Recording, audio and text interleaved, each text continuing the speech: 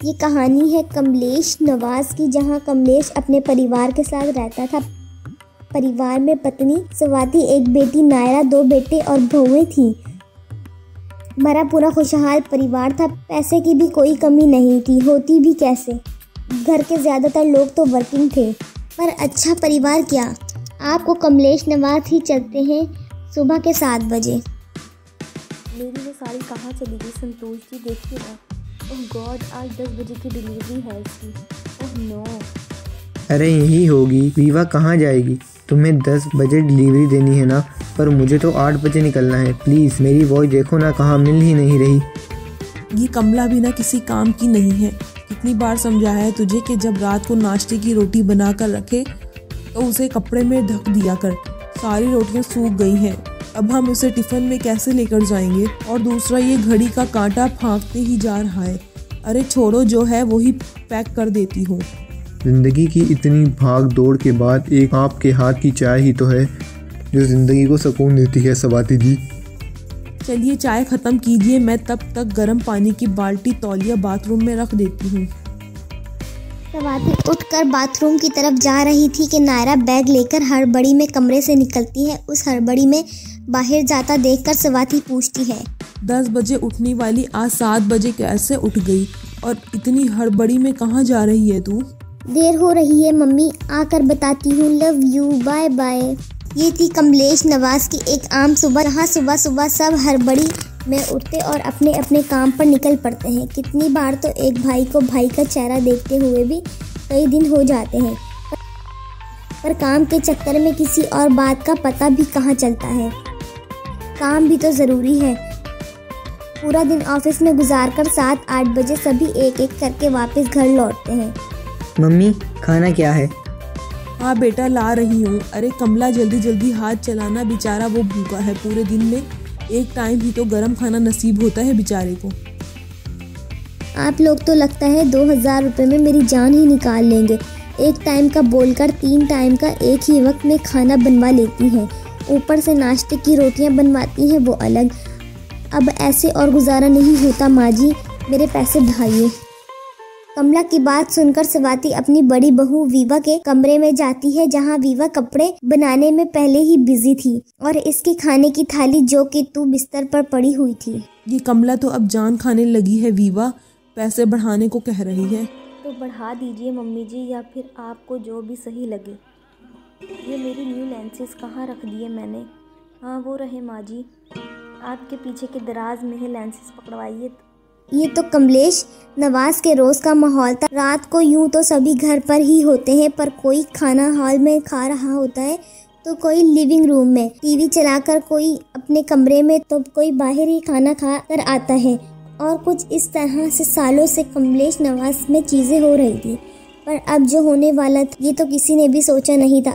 अगली सुबह दोपहर के 1 बजे अचानक हड़बड़ाती हुई शविता अपने घर आती है। मम्मी जी आपने, ओ गॉड, आपने वो मेरी सोने की चेन देखी है क्या? शिट, कहाँ चली गई? वो तो प्लेटिनियम की थी मम्मी जी, इस पर सोने की पॉलिश की हुई है। 2 लाख रुपए से कम की चैन नहीं थी। पूरा ऑफिस छान मारा मैंने, वहाँ भी नहीं है। जरूर यही कहीं गिरी होगी। घर पर है तो मिल जाएगी बेटा, इतना घबराना मत। क्या करूँ मैं? इनको फोन करती हूँ। शविता विवी को फोन करती है। हेलो प्लीज, आप कैसे भी ऑफिस से लीव लेकर घर पर आइए, बहुत बड़ा बहुचाल आ गया है। इसके बाद शविता फौरन अपने ससुर को फोन लगाने लगती है। पापा जी।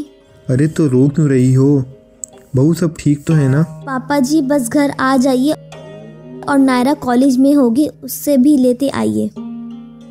एक एक करके शविता सभी को फ़ोन कर देती है, यहाँ तक कि अपने जेठ और जिठानी को भी फ़ोन करके घर पर बुला लेती है। और कुछ ही देर में भागते हुए सब घर पहुँचते हैं। क्या हुआ बहू, तू फ़ोन पर रो क्यों रही थी? सब ठीक तो है ना भाभी?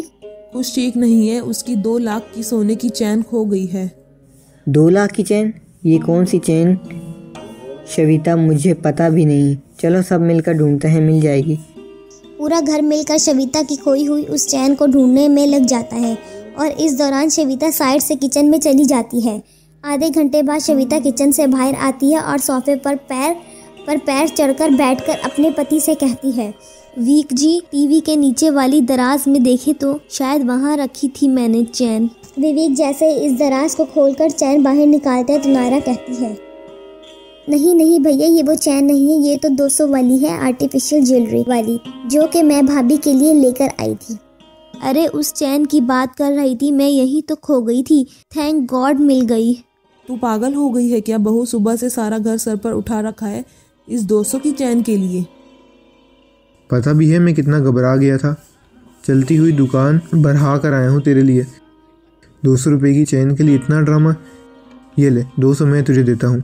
ये सब क्या है शविता? इतना टाइम वेस्ट किया तुमने, अब तक तुम्हें एक साड़ी में फॉल भी लगा लेती।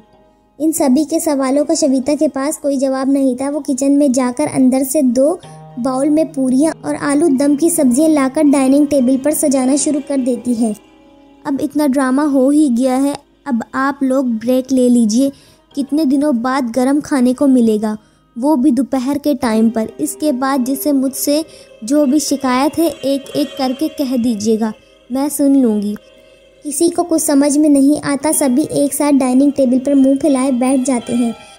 शविता सभी के प्लेट्स में पूरियां परोस रही थी कि पूरियां देखते ही कमलेश कहता है, संतोष और विवेक जब छोटे थे ना तो ऐसे ही पूरियां बनाती थी आप सवाती जी। कब बच्चे बड़े हो गए पता ही नहीं चला ना।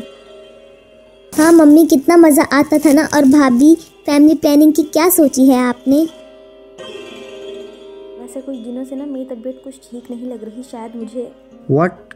ओह माय गॉड, सच्ची विवा? तुझे ऐसा महसूस हो रहा था तो तूने हमें बताया क्यों नहीं बहू? अरे मुझे लगा जब हम सब एक साथ होंगे तब इस बारे में बात करूंगी, पर ऐसा हो ही नहीं पा रहा था मम्मी जी। कहाँ इस घर में कोई किसी को कोई बात बता सकता है मम्मी? कल मेरा प्रमोशन होने वाला है, किसी को खबर भी है?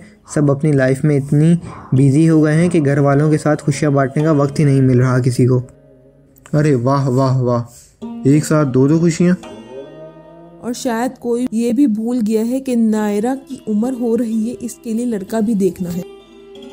लड़का तो मैंने देख रखा है। तू तो छुपी रुस्तम निकली छुटकी।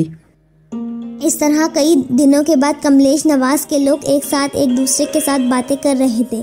इनके जीवन में हो रही चीज़ों को जान रहे थे। ऐसे लग रहा था मानो एक घर में रहने के बाद भी कोई एक दूसरे के जीवन में हो रही चीज़ों के बारे में कुछ जानता ही नहीं था। आज इस परिवार में जो एक कमी थी वो भी पूरी होती दिखाई दे रही थी।